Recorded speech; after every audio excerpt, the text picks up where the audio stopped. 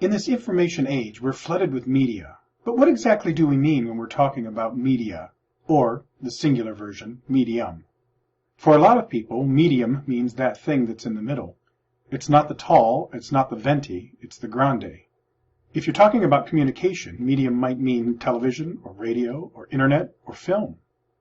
An artist like Michelangelo may talk about medium in terms of stone, or painting, or sketchwork. And 100 years ago, people used to talk about a medium as someone who connected you to the spirit world.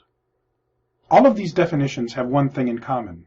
Medium is that thing that is in the middle that connects the sender of the message to the receiver of the message.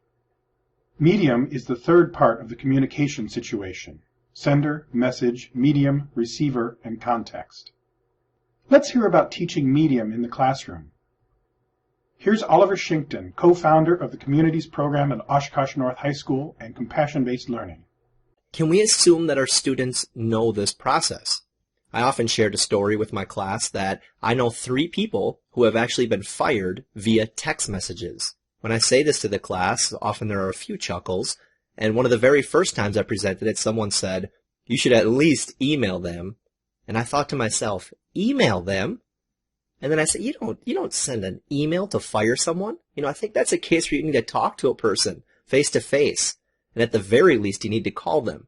But after this, it really got me thinking, do they understand this communication process? And I created a sheet of scenarios ranging all the way from I'm going to be late to go play basketball to there's an emergency. And I put down the different scenarios and had them share what the appropriate medium would be. And what I found out was that students really didn't understand the most appropriate medium.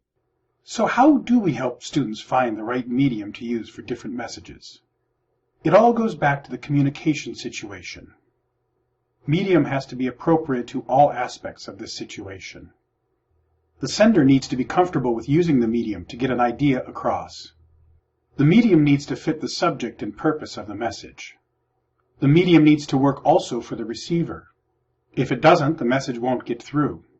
And finally, the medium needs to work within the context of the situation in terms of time pressures and also delivery options.